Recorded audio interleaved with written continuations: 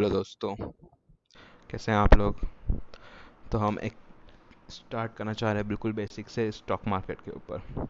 आजकल बहुत ही ट्रेंडिंग में चल रहा है, सबको इस बारे में जानना है, पैसे कमाना है, बहुत सारी चीज़ें करनी है, लाइफ में बहुत कुछ करना है। तभी स्टॉक मार्केट बहुत अच्छी चीज़ होती है सीखने के लिए। पर अगर बिना सीखे कुछ करते हो तो आपको लॉस ही होगा ना, लॉस ही होना है। इसलिए हर चीज़ जो भी करो स्टॉक मार्केट में बिल्कुल फुल परफेक्ट एनालिसिस के साथ करो।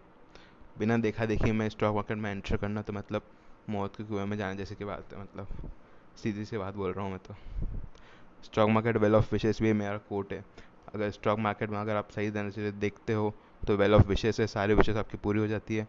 और नहीं तो वेल ऑफ डेथ है, जितना अंदर जाओगे उतना नीचे जाओगे। और उठने की उम्मीद तो बिल्कुल ही ख़त्म हो जाएगी। बहुत सारे जने यहाँ से बिलेनियर्स बन गए। राकेश झुंझुनवाला का तो नाम सुना ही है। राधा कृष्ण दमानी आप जानते हो।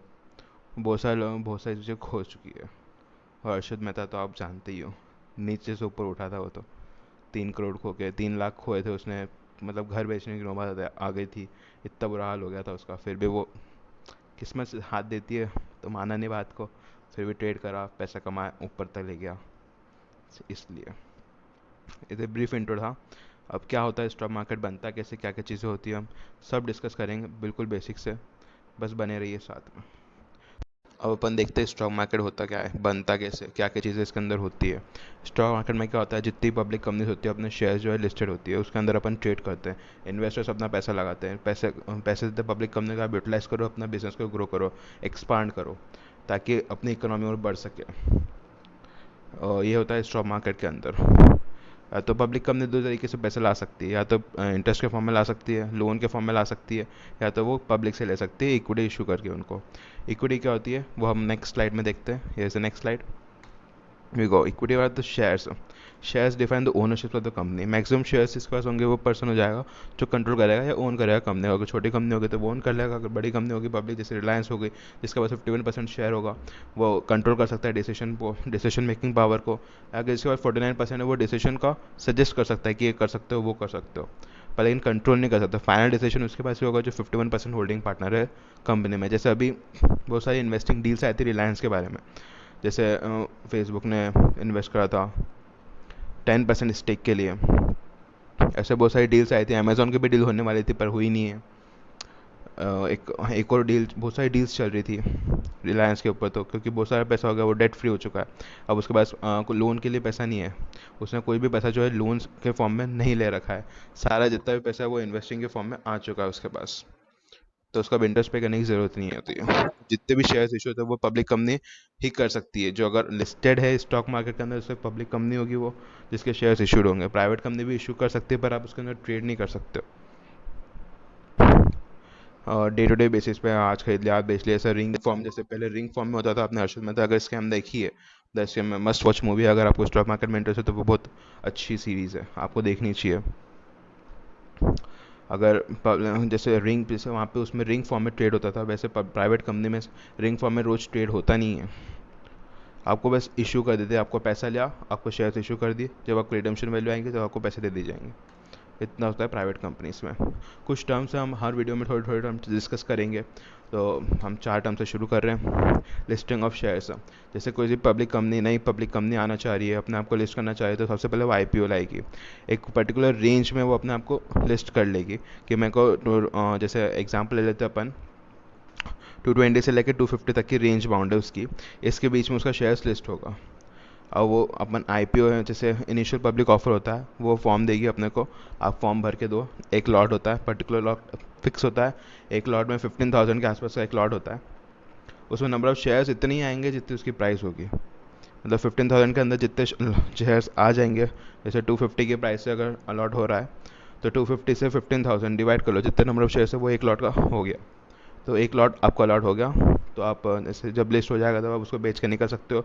अगर लिस्ट नहीं होता है तो आपकी फंडिंग रहेगी, पर लेकिन अगर लिस्ट नहीं होगा तो आपको बाद में पैसा मिल जाएगा बाद में। ऐसी कोई दिक्कत वाली बात नहीं, 20-25 दिन का तक फंड आपका ब्लॉक रहेगा। उसके बाद जब आपका अलॉट नहीं होगा तो आपको पैसा रिफंड कर दिया जाएगा। अब दो टाइप के स्टॉक एक्सचेंज होते हैं, एनएससी और BSc. NSC all over basis पे चलता है, ऑल ओवर इंडिया बेसिस पे चलता है। मोस्ट फ्रिक्वेंट ट्रांजेक्शन एनएससी में होते हैं, बीएससी में कम ट्रांजेक्शन होते हैं। एनएससी में बड़ी कंपनीज लिस्टेड होती है, बीएससी में स्मॉल कंपनीज लिस्टेड होते हैं। जिसका टर्नओवर 1.5 सीआर हो, 2 सीआर हो, वो भी बीएससी में लिस्ट हो सकती है। पहले तो एएससी अहमदाबाद स्टॉक एक्सचेंज, के ए सी कलकत्ता स्टॉक एक्सचेंज, ये भी चलते थे। अब तो इतने नहीं चलते हैं, इसलिए SEBI security exchange board of India, SEBI क्या करता है, रूल्स बनाता है स्टॉक मार्केट के रिगार्डिंग। जितनी भी डील्स ट्रांजैक्शंस स्टॉक मार्केट में होते हैं उसके ऊपर सेबी की नज़र होती है। सेबी जितनी चीज़ों को देखता है उतनी चीज़ों को कोई नोटिस नहीं करता है। अगर आप ज़्यादा फ्रीक्वेंट ट्रांजैक्शन करते हो, जिसका टर्नओवर आपका टर्नओवर बहुत ज़्यादा है, तो आप सेबी की लिस्ट में होंगे। जैसे आप कुछ आउट ऑफ डील ट्रांजैक्शन कर रहे हो, जैसे निफ्टी ट्रेड कर रहा है 15,700 पे, और आप ट्रांजैक्शन कर रहे हो 1400 पे, 14,100 की कॉल लेके ट्रांजैक्शन कर रहे हो, तो सेबी नोटिस करता है। 1300 की कॉल लेके, 13,000 की कॉल लेके ट्रांजैक्शन कर रहे हो, तो सेबी वो सब चीज़ें नोटिस करता है। और एक बात कि सेबी जित मार्जिन कंट्रोल करता है। जैसे पहले इक्विटी मार्जिन था 10x, जितना आपका फंड्स है उसका 10 गुना आपके पास पैसा हो जाएगा इंट्राडे में। तो आप शेयर्स दे 6,000 आपके पास कैश डिपॉजिटेड है, ओके, डीमेट फॉर्म में, डीमेट अकाउंट में, तो आप 60,000 तक के शेयर्स जो है परचेस कर सकते हो इंट्राडे में। मतलब आज ही खरीदना पड़ेगा और आज ही शॉर्ट करना पड़ेगा। और अभी क्या हो गया, वो 6.6xx हो गया है। मतलब आपके 6,000 कैश है तो आप 36,000 तक के शेयर्स जो है खरीद सकते हो एक ही दिन में, रिड्यूस हो गया है। और ऑप्शन ट्रेडिंग में भी सेम मिलता था, 5x मिलता था, और अभी 1.06 हो गया। कॉमोडिटी में 5x मिलता था, कॉमोडिटी में भी 1x कर दिया। जितना आपके पास पैसा है उतना ही आप माल खरीद सकते हो डे टू डे बेसिस पे। Alright, now next, investors and traders. मतलब जैसे लॉकडाउन हुआ है, लॉकडाउन जब से हुआ 2020 में, जब से ट्रेडर्स जो है वो डे बाय डे इंक्रीज होते जा रहे हैं, इन्वेस्टर्स इंक्रीज हो रहे हैं। स्टॉक मार्केट में इंटरेस्ट सबका बहुत बढ़ता जा रहा है, तो इसलिए सेंसेक्स, मतलब इकोनॉमी फिर भी डाउन है, फिर भी सेंसेक्स ऑल टाइम हाइट कर रहा है, निफ्टी ऑल टाइम हाई बना रही है। और बहुत सारी चीज़ें रेगुलेशन जो है, मतलब बैंक निफ्टी भी ऑल टाइम हाई पे चल रहा है। अभी आज की, मतलब आज ही निफ्टी ऑल टाइम हाई बनाया 16,285 का। अभी तो और कोई रेजिस्टेंस नहीं है ऊपर, तो और ऊपर जा सकता है। कोई ऐसी कोई वो वाली बात नहीं है, क्योंकि पर फिर भी इकोनॉमी डाउन है, तो फिर इतना मार्केट बुल रन पे कैसे चल रहा है, सोचने वाली बात है ना। तो ये इन्वेस्टर्स और ट्रेडर्स की वजह से होता है। जितने ट्रेडर्स होंगे, जितनी ट्रेडिंग्स होगी, जितनी बाइंग होगी अपॉर्चुनिटीज होगी, जितनी सेलिंग अपॉर्चुनिटीज होगी, वो सबसे मार्केट अपसाइड डाउन होता जाता है। ये इन्वेस्टर ट्रेडर्स होते हैं। इन्वेस्टर्स और ट्रेडर्स एबनॉर्मल परसेंटेज जो है बहुत सारा इंक्रीज़ हुआ है during the lockdown, during the pandemic. सब घर पे बैठे थे, कुछ काम था नहीं, टीवी चल रही थी, स्टॉक मार्केट में देखा, जब से इंटरेस्ट आया, जब से हर्षद मेहता स्कैम देखे लोगों ने, तो लोग पागल ही हो गए बिल्कुल।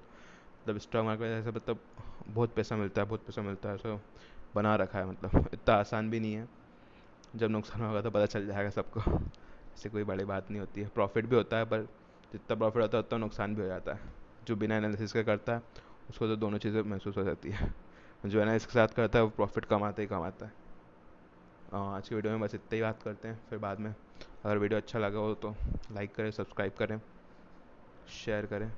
Thank you so much.